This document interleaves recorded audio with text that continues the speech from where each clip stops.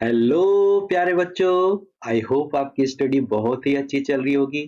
आपको sample paper time to time मिल रहे हैं। आप उन्हें सॉल्व भी कर रहे होगे और अपने 80 मार्क्स कंप्लीट करने के लिए पूरा प्रयास कर रहे होगे। तो मैंने पूरी टोटल 2 सैंपल पेपर कंप्लीट मैंने अपलोड कर दिया है और ये सैंपल पेपर जो 3 है इसका फर्स्ट पार्ट भी मैंने अपलोड कर दिया है। नाउ आज मैं इसका सेकेंड पार्ट यानी बी सेक्शन कवर करूंगा 5 क्वेश्चंस, क्योंकि इसमें कंसेप्ट भी मेरे को देना होता है, इसलिए ये वीडियो थोड़ी बड़ी हो जाती है। तो हम लोग देखते हैं फर्स्ट क्वेश्चन। फर्स्ट क्वेश्चन में क्या कहता है, find whether the following pair of linear equations is consistent और इनकंसिस्टेंट। ठीक है, लीनियर इक्वेशन क्या क्या दे रखे हैं, ये this one and this one. First of all linear equation हम राइट कर लेते हैं, 3x plus 2y is equal to 8. Second one is 6x minus 4y is equal to 9. This is the second equation. Okay. Now अब हमें क्या करना है, हमें देखना है कि ये कंसिस्टेंट है या इनकंसिस्टेंट है।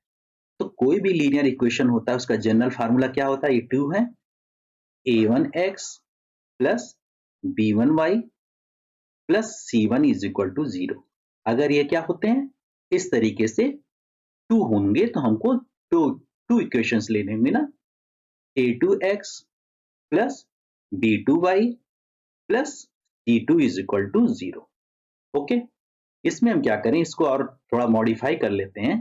तो 3x plus 2y minus 8 is equal to 0। अब ये इस फॉर्म में बन गया। इसी तरीके से इसको लिख सकते हैं 6x minus 4y minus 9 is equal to 0। Now compare हम करते हैं इनके कोफिशिएंट को। तो फर्स्ट इक्वेशन के लिए हम इससे कंपेयर करेंगे, सेकंड इक्वेशन को इससे। a1 क्या होगा, a1 यहाँ पे x का कोफिशिएंट है तो यहाँ पे x का कोफिशिएंट 3 हो गया। इसी तरीके से दूसरे में हम देखेंगे a2 हमारा यहाँ पे क्या है, 6 है। इसी तरीके से हम b1 देख लेंगे, b2 देख लेंगे, c1 देख लेंगे, c2 देख लेंगे। b1 क्या है, यहाँ पे 2 है, b2 क्या है, -4, c1 क्या है, -8, c2 क्या है, -9। ठीक है, ये हमारे हो गए, सबके कोफिशिएंट निकल गए। अब हमारे पास कंडीशन क्या होती है, कंसिस्टेंट के लिए कंडीशन फर्स्ट होती है a1 upon a2 if not equal to b1 upon b2। ये फर्स्ट कंडीशन है, अगर कंसिस्टेंट होगा तो ये होना चाहिए। ये क्या होता है बेसिकली, अगर ये कंसिस्टेंट होगा मींस एटलीस्ट वन सॉल्यूशन इस इन दोनों इक्वेशन को सॉल्व करने पे मिलेगा। तो कंसिस्टेंट तो हो गया। अब इसमें क्या होता है, सॉल्यूशन क्या होगा, इस केस में क्या होता है, यूनिक सॉल्यूशन होता है। Unique solution, unique solution means दोनों लाइनें एक दूसरे को इंटरसेक्ट करेंगी और एक्स वाई की केवल हमें एक वैल्यू मिलेगी। यूनिक मतलब ओनली वन सॉल्यूशन। तो कंसिस्टेंट के केस में एक ये हो गया फर्स्ट। दूसरा केस होता है कंसिस्टेंट का, सेकंड जो केस होता है उसमें क्या होना चाहिए, a1 upon a2 equal to b1 upon b2 और equal to c1 upon c2। अगर ये भी आ जाता है तो ये भी इस केस में भी क्या होता है, कंसिस्टेंट होता है। यानी इन दोनों में से कोई भी आ गया तो हम कह देंगे कि इक्वेशन कंसिस्टेंट है, अदरवाइज इनकंसिस्टेंट।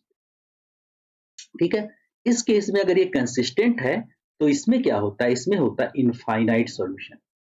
इनफाइनाइट सॉल्यूशन यानी ये लाइनें इनफाइनाइट, इनकी सॉल्यूशन एक्स और वाई की इनफाइनाइट सॉल्यूशन मिलेंगे। ठीक है, तो इस तरीके से ये हो गया। तो हमें क्या निकालना होगा, पहले इनका रेशो निकालना होगा। तो फर्स्ट ऑफ ऑल हम निकालते हैं a1 upon a2।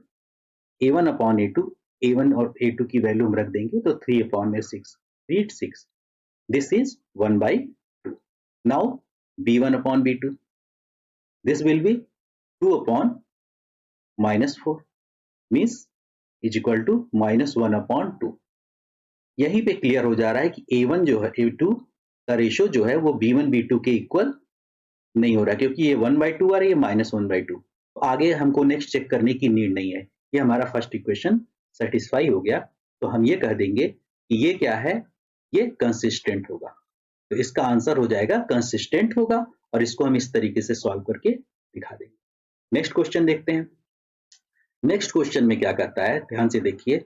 In a given figure if A B C D, A B C D, this one A B C D, ये क्या है, हमारा ट्रेपेजियम है। कह रहा है A B parallel to C D, this line parallel to this line parallel to this line, ये तीनों लाइनें आपस में पैरेलल है। हमें दिखाना क्या है कि AE का जो रेशियो होगा ED के साथ, वही हमारा रेशियो होगा किसके साथ, BF का रेशियो होगा FC के साथ। ये हमें प्रूव करना है, ठीक है। तो इसके लिए हम क्या करते हैं, सबसे पहले हम लोग इसको, पहले मैं पास कर देता हूँ, क्लियर आप लोग समझ लें। इसमें हमको क्या करना होता है, इसमें हमको बेसिकली D और E पॉइंट को, D और B को हम क्या करना होता है, ज्वाइन कर देना। सपोज कर लिया ये हमारा G पॉइंट मिल गया, ठीक है, दोनों को हमने ज्वाइन कर दिया। तो इसमें अगर हम सॉल्व करेंगे तो क्या लिखना होता है, पहले तो गिवन लिखना होता है, पहला स्टेप होगा गिवन का। तो गिवन में आप क्या लिख दोगे, A B C D is a trapezium, ABCD trapezium है, और AB जो है and AB parallel to CD parallel to EF, ये गिवन है, ठीक है, गिवन हो गया। गिवन के बाद टू प्रूव, जो हमें प्रूव करना है, प्रूव क्या करना है, यही करना है ना, AE upon ED is equal to BF upon में FC, ठीक है। टू प्रूव के बाद अगर कंस्ट्रक्शन होगा तो कंस्ट्रक्शन लिखेंगे। कंस्ट्रक्शन में क्या किया हमने, D और B को ज्वाइन कर दिया, लिखेंगे क्या, ज्वाइन DB को ज्वाइन कर दिया। उसके बाद प्रूफ में आ जाते हैं। तो गिवन, उसके बाद टू प्रूव, फिर कंस्ट्रक्शन, प्रूफ। अब ध्यान से देखिए, अगर हम बात करें A B और ये ट्राइंगल A B और D, ABD की अगर हम बात करें, अगर हम बात करते हैं AB और ये D, ABD की अगर हम बात करें, तो इसमें क्या है, हमने बोला था कि EF जो है AB के पैरेलल है, ये दिया हुआ है। तो EF का पार्ट जो है EG भी तो AB के पैरेलल होगा, ठीक है। तो अगर EG भी इसके पैरेलल हो गया तो इसमें हम क्या कर देंगे, इसमें बेसिकली लग जाएगा BPT थ्योरम, ABD में BPT थ्योरम लग जाएगा।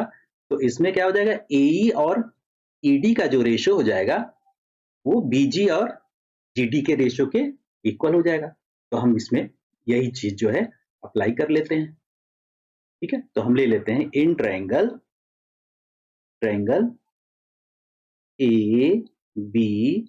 ABD, ठीक है। ABD में हम कहेंगे EG पैरेलल टू AB, क्यों, क्योंकि EF जो है ये पैरेलल टू AB गिवन है, ठीक है, ये पहले से दिया हुआ है। तो इसमें क्या हो जाएगा, हमको क्या चाहिए था, AE अपॉन ED, तो हम क्या करेंगे, AE और ED का रेशियो हम यही लिखेंगे। तो इससे क्या हो जाएगा, AE अपॉन में ED is equal to BG upon में DG। ये बन गया हमारा फर्स्ट इक्वेशन। क्या यूज किए हैं, using BPT basic proportionality theorem, ये बन गया हमारा फर्स्ट।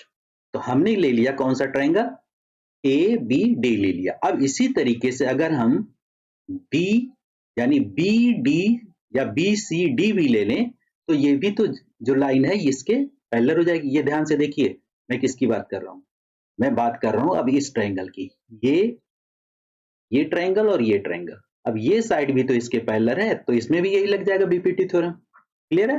अब हम क्या करेंगे, इन ट्रायंगल, इसके बाद आप लोग स्टेप इधर आ जाइए ऊपर, in triangle B C D, ठीक है, B C D F G parallel to D C, F G parallel to D C है। इसमें क्या दिया था, इसमें दिया था ना ई एफ भी जो है किसके पैरेलल था, ई एफ सी डी के पैरेलल था ना, ये गिवन ही है।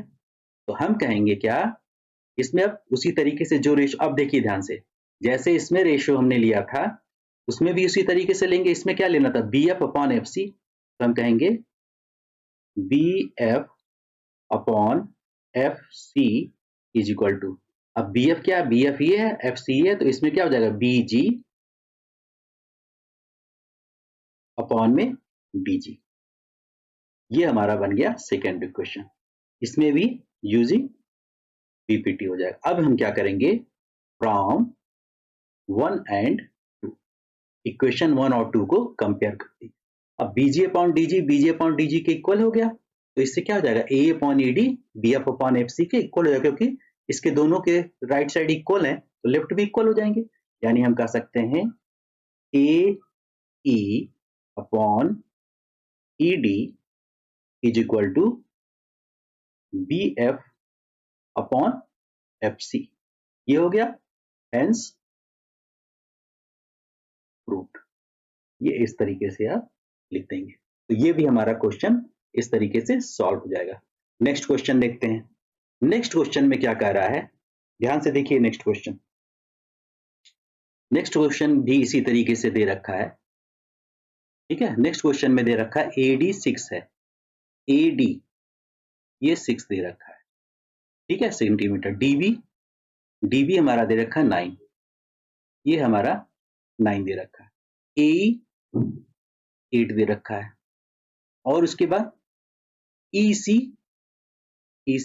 12 दे रखा है, और इसमें एंगल एडीई दिस एंगल 48, तो पूछ रहा है एबीसी क्या होगा, इस एंगल को पूछ रहा है, ठीक है। तो ध्यान से देखिए, in triangle A B C, triangle ABC में अब तुम ध्यान से देखिए, तो ट्रायंगल एबीसी में अगर हम देखें, अगर ये क्या हो जाए, ये दोनों ट्रायंगल जो हो जाएं, अगर इक्वल हो जाए इनके रेशो, तो हम क्या कहेंगे, ठीक है। इसमें फिगर में हम देख रहे हैं, अब इनके रेशो अगर इक्वल हो जाए तो हम इसमें कहेंगे ना कि ये इसके पैरेलल है, इसका रेशो अगर इसके इक्वल हो जाए तो हम कह देंगे कि ये कन्वर्स ऑफ बीपीटी होता है ना। बीपीटी थ्योरम में क्या होता है कि अगर किसी साइड के पैरेलल हम क्या करते हैं, एक हम लाइन अगर ड्रॉ करते हैं तो ये अदर टू साइड को सेम रेशो में डिवाइड करता है। अगर इसका कन्वर्स क्या हो जाएगा, अगर ये सेम रेशो में डिवाइड कर रहा है तो ये लाइन इसके पैरेलल होगी। अब ध्यान से देखिए, हमको निकालना क्या है, एडी अपॉन में डीबी हम पहले निकाल लें। एडी अपॉन डीबी की वैल्यू क्या आ रही है, 6/9। 6/9 मीन्स 2 3 जा, ये 3 से 3 2 जा 6 और 3 3 जा 9, 2/3 आ गई। इसी तरीके से ए अपॉन ईसी निकाल लेंगे। ए की वैल्यू 8 है, ईसी की वैल्यू 12। इसको हम कैंसिल कर सकते हैं 4 से, 4 2 जा 8, 4 3 जा, अब ये 2/3 दोनों आ गई, यानी एडी अपॉन डीबी जो है ये इक्वल हो गई ए अपॉन ईसी के। क्लियर, ये दोनों इक्वल हो गए, और ये किसके इक्वल है, 2/3 के। तो हम अगर इसमें कन्वर्स लगा दें, कन्वर्स ऑफ बीपीटी, तो कन्वर्स ऑफ बीपीटी से क्या हो जाएगा, डीई जो है, डीई ये पैरेलल हो जाएगा बीसी के। क्लियर, डीई बीसी के पैरेलल हो गया, तो डीई अगर बीसी के, ये लाइन अगर इसके पैरेलल हो गई तो ये एंगल जो होगा कौन सा, दिस एंगल, ये अगर लाइन इसके पैरेलल हो गई तो ये एंगल जो होगा इसके इक्वल होगा। इसको हम कौन सा एंगल बोलते हैं, कॉरस्पॉन्डिंग। अगर टू पैरेलल लाइन है तो ये अगर ऊपर इस लाइन के अपर में ये बना रहा है तो इस दूसरे लाइन के अपर वाले एंगल आपस में इक्वल होता है, अगर ये आपस में पैरेलल है, ठीक है। तो इसका मतलब ये जो एंगल भी होगा कौन सा, A B C, this angle, ये अगर 48 है तो ये भी कितना हो जाएगा 48 डिग्री। किससे हो जाएगा 48 डिग्री? Bye corresponding angle. तो यह angle A B C is equal to angle A B E, दोनों इक्वल हो गया, इज इक्वल टू 48 डिग्री। हम बोलेंगे कॉरस्पॉन्डिंग एंगल। इस तरीके से ये भी हमारा सॉल्यूशन आ गया। अब हम लोग ये देखते हैं क्वेश्चन। इस क्वेश्चन में क्या कहता है, the length of tangent from a point A, ठीक है, at distance 5 centimetre from the centre, ठीक है, of the circle is 4 centimetre. Find the radius of circle. Circle का हमें रेडियस निकालना है, जिसमें टेंजेंट दे रखा है, कितना है टेंजेंट हमारा 4 centimetre. The length of tangent from a point A at a distance 5 centimetre. Question को ध्यान से पढ़िएगा, ये 5 सेंटीमीटर सेंटर से उस पॉइंट की डिस्टेंस है, ठीक है, और ये 4 जो है उसके टेंजेंट की लेंथ है, हमें रेडियस निकालनी है। इसका फिगर हम कैसे बनाएंगे, फिगर ध्यान से देखिए। ये हमारा हो गया सर्कल, एक एक्सटर्नल पॉइंट ले लिया हमने P, और इसका सेंटर मान लिया O है सर्कल का। इससे हमने क्या किया, इसको ज्वाइन कर दिया। ये इन दोनों यहां से यहां तक की डिस्टेंस कितनी दे रखा है 5 सेंटीमीटर, ये 5 सेंटीमीटर हो गई, ठीक है। 4 सेंटीमीटर क्या है, अब इससे टेंजेंट हम ड्रॉ कर लेते हैं पहले। ये टेंजेंट हो गई, तो टेंजेंट की जो लेंथ है ये 4 सेंटीमीटर दे रखा है। हमें निकालना क्या है, रेडियस, ये हमें निकालना है। तो ये OT, इसको ले लिया P, हमें रेडियस R निकालनी है, ठीक है। तो हमें पता है कि P क्या होगा, इसको बोलते हैं पॉइंट ऑफ कांटेक्ट। जब टेंजेंट हम ड्रॉ करते हैं तो सेंटर पे जो ये सर्कल पे टच करता है, इसको हम पॉइंट ऑफ कांटेक्ट बोलते हैं। जब रेडियस, इसमें हम क्या करते हैं, इससे सेंटर को ज्वाइन करते हैं, और ये बनाता है हमारा 90 डिग्री। पॉइंट ऑफ कांटेक्ट जो है, जो लाइन हम ड्रॉ करते हैं यानी रेडियस के साथ 90 डिग्री बनाता है। तो ये 90 हो गया, तो इसमें पाइथागोरस थ्योरम इजिली हम लगा लेंगे। और 90 के सामने वाली साइड होती है हाइपोटेन्यूज, तो हम फार्मूला क्या लगाएंगे, OT square is equal to TP square plus OP square. ये फार्मूला हम अप्लाई कर देंगे, ठीक है। OT हमारा क्या है 5 square is equal to TP हमारा कितना है 4 square plus OP square. OP ही हमारा रेडियस है, यही निकालना है। इससे क्या हो जाएगा, OP square is equal to 5 square, और ये इधर चला गया तो 4 स्क्वायर। ये वैल्यू आ जाएगी 25 माइनस 16। 25 माइनस 16 वैल्यू आ गई 9। 9 किसकी वैल्यू आई, OP स्क्वायर की। OP की वैल्यू अगर निकालेंगे तो ये हो जाएगी रूट में 9। रूट में 9 की वैल्यू आती है 3, यानी लेंथ आ जाएगी इसकी 3 सेंटीमीटर, किसकी, रेडियस की लेंथ OP, ठीक है। नेक्स्ट क्वेश्चन देखते हैं। नेक्स्ट क्वेश्चन में क्या दे रखा है, sine square 60 degree plus 2 tan 45 degree minus cos square 30 degree, ठीक है। साइन 60 की वैल्यू क्या होती है, √3/2। इसका क्या करना है, स्क्वायर करना है, वैल्यूज रखनी है बस। 2 इंटू tan 45 की वैल्यू 1 होती है, माइनस कॉस 30 की वैल्यू क्या होती है, जो साइन 60 की होती है। ये एक दूसरे के क्या होते हैं, कॉम्प्लीमेंट्री। जो इसकी 60 की होगी वो इसकी 30 की होगी, जो इसकी 30 की होगी वो इसकी 60 की होगी। ये भी, इसकी भी वैल्यू √3/2 होल स्क्वायर आ गई। अब ये स्क्वायर करेंगे तो √3 का स्क्वायर क्या होगा, 3 हो गया, और नीचे वैल्यू आ गई 4, प्लस ये क्या हो जाएगा, 2 1 जा 2, माइनस ये भी वही आ जाएगा। ये क्या हो जाएंगे, वैल्यू कैंसिल हो गए, कैंसिल होके ये वैल्यू आ जाएगी हमारी 2। तो राइट आंसर इसका आ गया 2। अब हम क्या करेंगे, नेक्स्ट क्वेश्चन देख लेते हैं। नेक्स्ट क्वेश्चन में क्या कहता है, ध्यान से देखिए।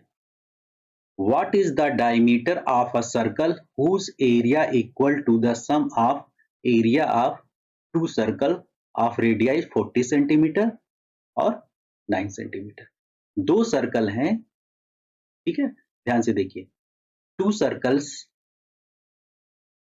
ठीक है, दो टू सर्कल्स हैं, what is the diameter of the circle whose area, इन दोनों सर्कल का जो एरिया है मिलाकर एक सर्कल के एरिया के इक्वल है, ठीक है। तो इसकी रेडियस अगर हम r1 ले लिए, इसकी r2 ले लिए, तो इसका एरिया क्या हो जाएगा पाई r1 स्क्वायर, इसका एरिया क्या हो जाएगा पाई r2 स्क्वायर। और सपोज कर लिया जो न्यू हमने बनाया है इसका रेडियस r है, तो इसका एरिया क्या हो जाएगा पाई r स्क्वायर, यानी इसका एरिया जो होगा इन दोनों के सम के इक्वल होगा, यानी हम कह सकते हैं pi r square is equal to pi r1 square plus pi r2 square. दोनों के एरिया क्या है इक्वल है। अब ध्यान से देखिए, pi r square is equal to pi, हमने क्या किया इसमें कॉमन ले लिया, r1 square plus r2 square, clear है। पाई से pi cancel, r square is equal to r1 की वैल्यू, r1 पहले वाले का हमने ले लिया 40, r2 का हमने ले लिया 9 centimetre.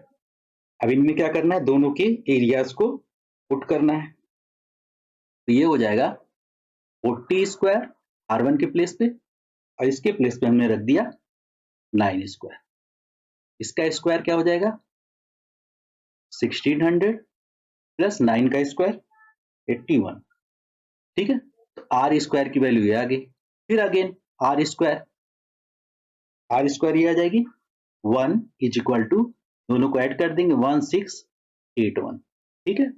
r is equal to इसका क्या लेंगे 1681 का स्क्वायर रूट ले लेंगे। 1681 जो होता है बेसिकली इसका स्क्वायर रूट होता है 41 का, 41 का अगर करेंगे तो ये आएगी वैल्यू, ये आ गई हमारी 41 सेंटीमीटर। लेकिन हमें क्या निकालना था, व्हाट इज द डायमीटर निकालनी थी।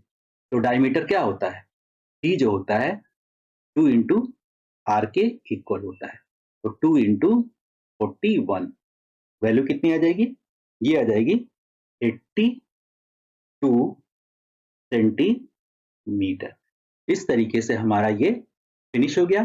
Thanks for watching this video. Channel को लाइक और सब्सक्राइब करें ताकि मैं आप लोगों के लिए इसी तरीके से वीडियोस लेकर आता रहूं।